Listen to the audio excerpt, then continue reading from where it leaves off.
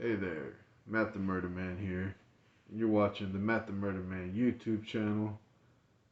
This is what was supposed to be a review on the 2022 release, Matt Reeves' The Batman, which I saw last night, and I saw the preview showing. Here's my ticket. So Matt Reeves' The Batman. Now this is like the 20th take I've done. I'm already getting very frustrated. I found out tonight that I'm horrible at doing movie reviews, so I'm pretty much gonna make this video more of a my thoughts on Matt Reeves' The Batman. Real quick, if you're wondering why I'm wearing this stupid mask, it's not because I want to look cool or I think it's I think it's cool to wear a mask on camera. It's more because it's mainly because I have a huge zit right here under my eye, and I'm hiding it because it's jarring to look at under all this light. So yeah, let's get to the movie. So Matt Reeves, the Batman.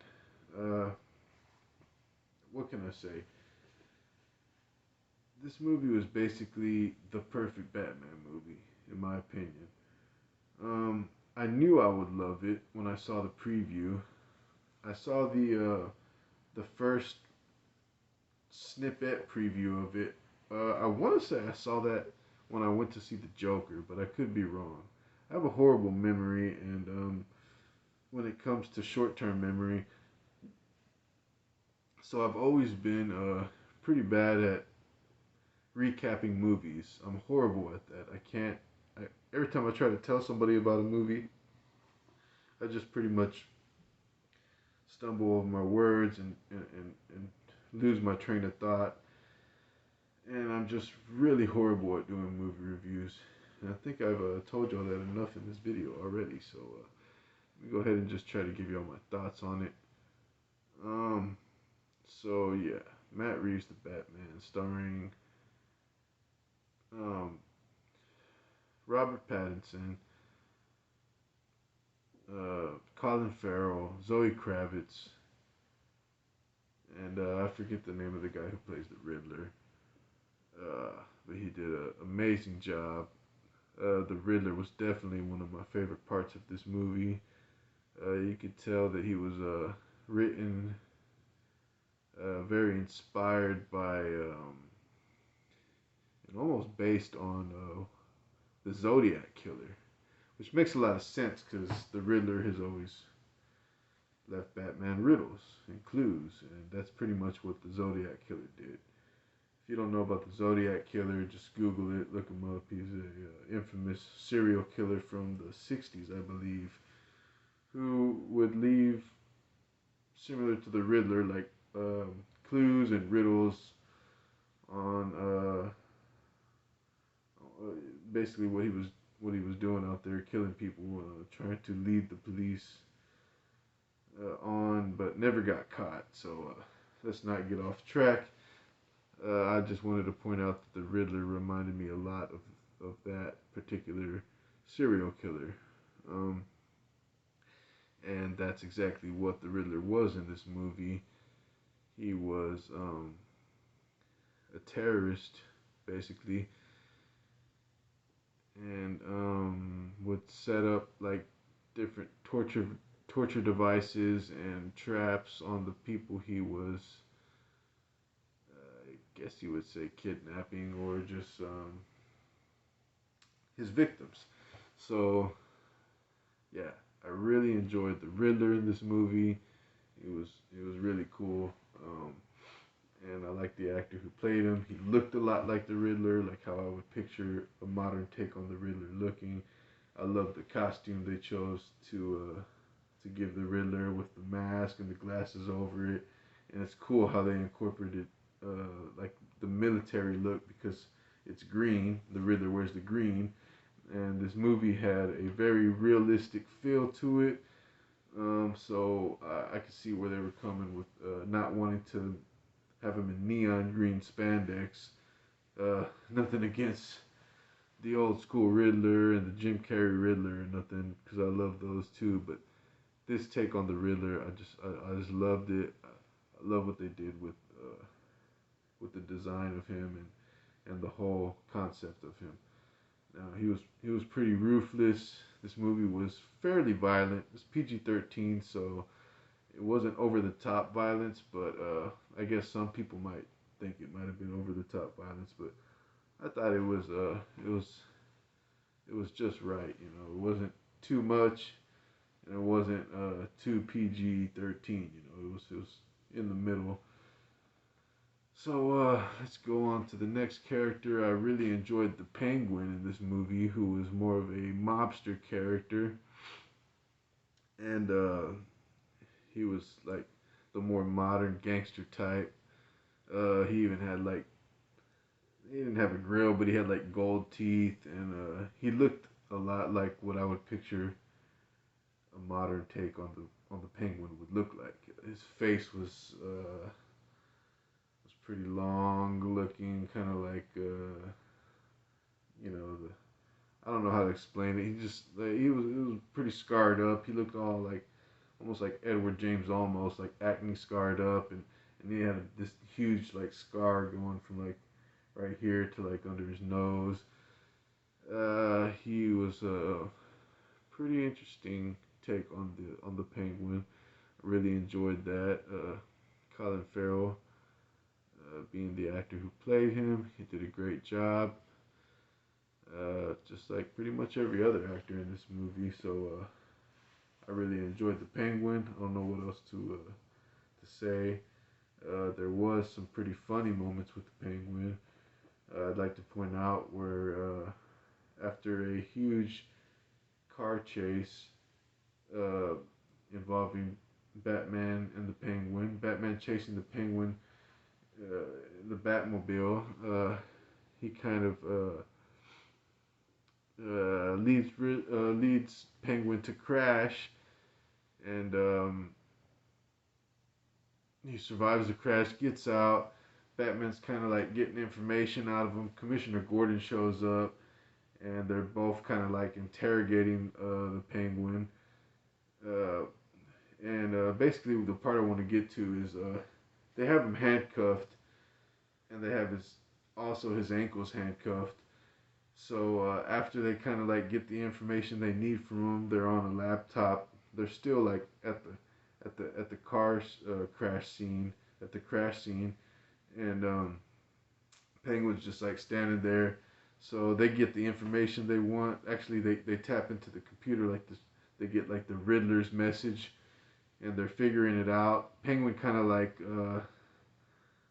smarts off to him, like because the message is in Spanish, and Penguin makes a remark about, "Come on, do you know habla español? Like, am I the only one that knows the difference between la and el?"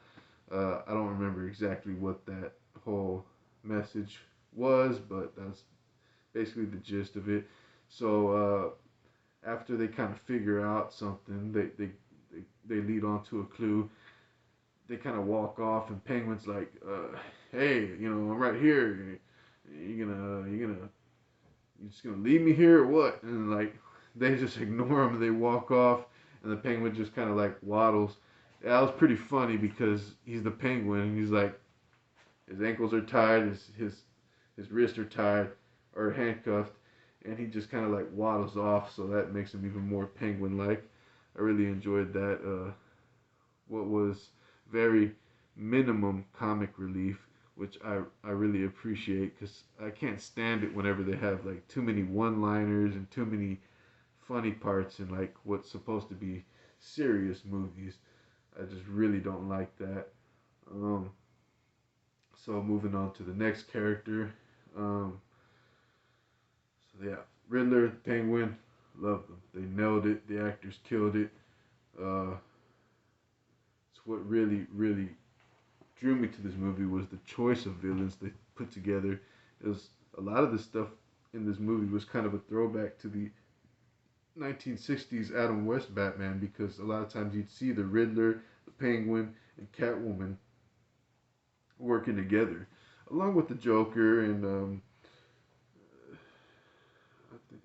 think that's about it. But let me just not try not to sidetrack too much. I just wanted to throw it out there that not only the choice of villains was kind of 1960s Adam West like, but also kind of like the shape of Batman's mask on this movie kind of reminded me of the Adam West mask. It's like almost helmet like part of his forehead, and this they weren't the smallest Batman ears, but they're like pointy and not too huge and not too up there like antennas. They just kind of like little spikes, almost like little horns, like the bat ears.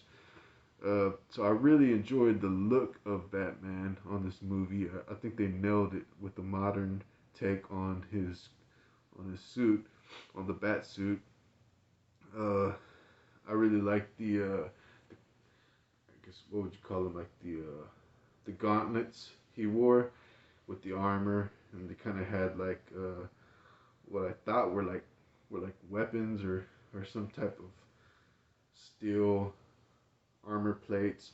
I don't know exactly what they do, cause I can't recall if he used those or not as weapons or not. I just know that he was blocking bullets with them and stuff like that. Um, I think, like I said, my memory's pretty bad. My memory's pretty hazy. I only saw the movie once, so you know, just bear with me here. I'm trying to recall as much as I can about what I liked about this movie. These are my thoughts on the Batman. Uh, and yeah, moving on to like Robert Pattinson. I really loved his the way he played the Batman. He's like really a man of he didn't he didn't talk a lot, you know, like Batman never does really say much, you know, he kind of chooses his words wisely. He kind of like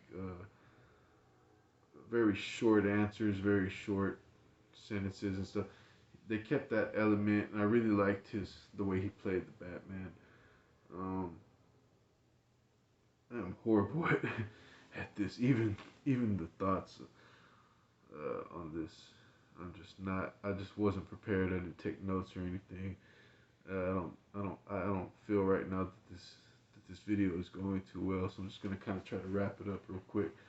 Um, so Robert Pattinson. One thing I wanted to say was it's very reminiscent to how when it was announced that Michael Keaton was going to play Batman for Tim Burton's 1989 Batman. Um, from what I've heard, you know, the diehard Batman fans were not happy about that because Michael Keaton was got his start as a stand-up comedian. He was in comedies, and you know he played Beetlejuice. And when they announced that he was going to play Batman, the diehard Batman fans were like upset about it. Like, what? Why do they got Beetlejuice playing Batman? Like, what? That doesn't make any sense. But look what happened. You know, it turned out to be what is my favorite, not only Batman movie, just favorite movie of all time. You know, the 1989 Tim Burton's Batman was still to this day is my favorite movie of all time for not only for nostalgic reasons but sentimental and just like all kinds of. I could just go on about it, but this is not about the 1989 Tim Burton's Batman. This is about the 2022 Matt Reeves Batman, which basically I just want to go out and say that this was a perfect Batman movie in my opinion. I have no complaints about it at all. Like everything in this movie, I love the dark tone of the movie. It was a real dark and gritty movie. It wasn't polished, and it wasn't too. Like I said, there wasn't like a lot of one-liners and stuff. You know, this is like really, and the very subtle comic relief it did have in it was not corny and was like actually kind of funny. Actually, like I actually, the writers of this movie did a very good job on it. And yeah, I just kind of like really thought this movie was probably the best Batman movie since The Dark Knight, where which was part two of the Christopher Nolan trilogy. And I really enjoyed Batman Begins, and I thought The Dark Knight was a masterpiece. Um, The Dark Knight Rises, which was the third installment, I don't think I just didn't really care for that one as much as I did the other two. Like it just I don't know, it just wasn't up to par with the rest of them. And I'm not. Don't get me wrong, I liked it. I thought Bane was pretty cool, and I really liked the Catwoman in that one. But I don't know, the whole trilogy was not my favorite. I think the best thing that came out of that trilogy was part two, which is The Dark Knight. I loved Heath Ledger as the Joker, and I don't want people to take it the wrong way. I do love the Christopher Nolan trilogy, and I love Batman in all shapes and forms. But I just like my point is this movie was what I think is probably, with exception to 1989 Batman. I already told y'all that's my favorite, so let's not even mention that one. Uh, I think it's safe to say that this is probably the best Batman movie ever made, and that's a pretty bold statement. But coming from Matt the Murdaman, a huge Batman fan since day one, since I was like 2 years old, man. I was born in 1987. Tim Burton's Batman came out in 1989. Batman has been with me my whole life. He's my favorite superhero. He's like, oh man, it's like I could sit here all night and just talk about what Batman means to me, but that's not what this video is about. Let me keep on track. I didn't introduce my co-host, Mr. Bones here, who's holding up this nice uh, promo poster of Matt Reeves Batman with the Batmobile. As you can see, I got some more in the background there. And yeah, so let me get to Zoe Kravitz as a Catwoman. I wasn't that excited about her playing Catwoman. I don't know what it was. Maybe she had the too close a resemblance regarding the hairstyle and kind of, I don't know. It's like almost like they kind of like at first I got the impression that they kind of copied the Halle Berry um, Catwoman, but that definitely wasn't the case. I ended up really, really liking Zoe Kravitz as Catwoman. I thought she did a awesome job. Um, she's a really good actress, and she did a great job. The chemistry between her and Batman, uh, Zoe Kravitz, um, Robert Pattinson. I mean, their chemistry was just like it was phenomenal. Like I think them two. I would like to see Zoe Kravitz again, part two. Which let me get into that and my thoughts on that. I was initially thinking that they were gonna save the Joker for part three, which I'm still kind of hoping for. This is a spoiler-free review, but you might want to turn it off right now because I'm not going to give away anything. I'm just going to kind of say that maybe there may have been a hint that the next villain will be the Joker. I'm not sure. I'm not 100% sure. I'm not even. Uh, I can't say that, but I'm just saying like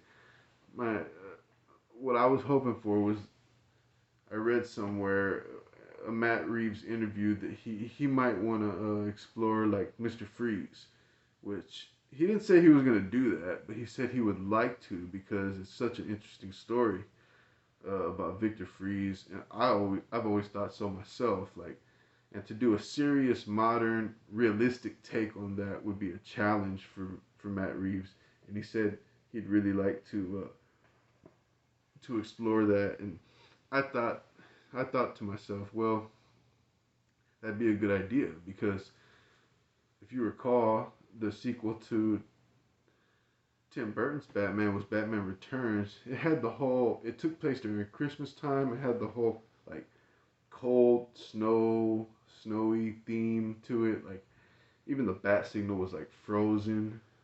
The bat symbol was frozen on like all the advertisements and the posters and stuff. So I thought, hey, that'd be kind of reminiscent to Tim Burton's Batman because they could actually, this whole color scheme of the Batman was red. The next one could be like a dark blue tone to it with like a frozen bat symbol, and you know, they could use Mr. Freeze as the villain. Another thing I want to mention is I hope they don't. I mean, it worked with this movie with three villains because Penguin didn't really play a major role. Catwoman was somewhat of an ally of Batman, and of course the main villain being the Riddler and another crime boss as well, uh, Falcone, I believe. Uh, so I was thinking more like if they do a part two, and if they were to use Mr. Freeze, that'd be really cool. To just use only him and don't add any other villains. Just use Mr. Freeze the main to focus on it, so that they don't overdo the movie and it doesn't start feeling. I don't want to use the word campy, but like kind of like maybe certain things are out of place or forced. You know, I wouldn't want that to happen. I have a lot of faith in this trilogy. I'm excited, and I say it like it's already confirmed, which I kind of know it is. Like I don't know if maybe it'll be more than a trilogy. Maybe it'll be 4 or 5 movies. I don't know. Maybe it'll be less. Maybe it'll just be 2 movies. I don't know. These aren't facts. I'm telling you. It's just like based off of stuff that I'm reading. Anyways, uh, going back to my point, I thought that would be really cool if they did that and then save the Joker for the grand finale, which would be in a trilogy, part three. The Joker. So that also, what I think happened, why I didn't really care for the third movie of Christopher Nolan's Batman was because they used the Joker in part two, and Heath Ledger, like, I mean, come on, I don't gotta explain this. It was a masterpiece, that movie. So when the third one came out, it's like kind of like, how do you top that? Like, it's kind of like downhill. Like it wasn't as good. So my thoughts were they should save the Joker on this new trilogy to be save him for last. So the third movie is like the grand finale. Is what we've all been waiting for. Finally, we get to see the Joker. But like I said, this movie did what, in my opinion, what I believe may have hinted at the Joker for the next one, which me and my homeboy John, who I went to see the movie with, shout out to John Castillo. Um, yeah, me and him were discussing it, and we're like, maybe Joker will be in part two and part three, and maybe he'll just play like a minor role in part two, or maybe it'll be almost like an origin story of him, and maybe he'll turn into the Joker at the end of part two. Maybe they'll use another villain, which I would hope they would use either Two-Face or Scarecrow, or maybe even, I was thinking maybe even like the ventriloquist and Scarface, because I really like those villains. Uh, but it's endless possibilities what they could do, but it would be cool to put Joker maybe like kind of turning into the Joker, and then the third movie, finally Batman faces off with him. So, yeah, like I said, it looks to me like they did hint at the Joker for the next movie. And like I said, it's not a spoiler. I'm not trying to spoil anything. I did warn y'all before I got into that to just turn the video off if you didn't want to hear what I had to say about that. But yeah, so that's Batman, the Penguin, the Riddler, Catwoman. I've already touched on all those.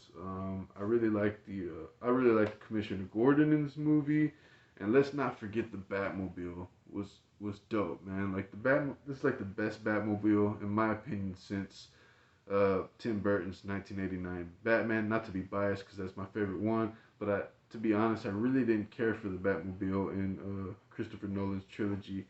It had like the more tank look to it. It just didn't look very Bat-like to me. It didn't really remind me of the Batmobile. I know they have used tank-like Batmobiles in the comics, in certain comic series, but I just wasn't a fan of that. Um, as far as Ben Affleck Batman, uh, I've seen Batman versus Superman. I've seen Justice League. Those movies don't really stick with me. I don't know why, what it is. I don't hate Ben Affleck as Batman, and I don't hate those movies. They just kind of weren't. They just kind of came out at a weird time for me. I wasn't really feeling them too much. Like I didn't, I didn't get as hyped for those as like the solo Batman movies. Like every time I saw like a new Batman movie comes out, I'm just like, I get super hyped. I buy all the toys. I get into it. I buy all the merchandise. I try to collect anything I can from the movies. And I was just as excited for Christopher Nolan's Batmans when they came out as I am for this new Batman. Like I said, this new Batman, I'll give it 2 thumbs up. I'll give it 5 stars, 10 stars, whatever you want to say. Like I said, I have no complaints about uh, Matt Reeves, the Batman. It's the perfect Batman movie. And I'll just end it by saying probably the best Batman movie since The Dark Knight. And maybe even the best Batman movie of all time. I know it's probably the most realistic take on the Batman of all time. And I definitely agree. I definitely have to say that this was the most realist adaptation, the most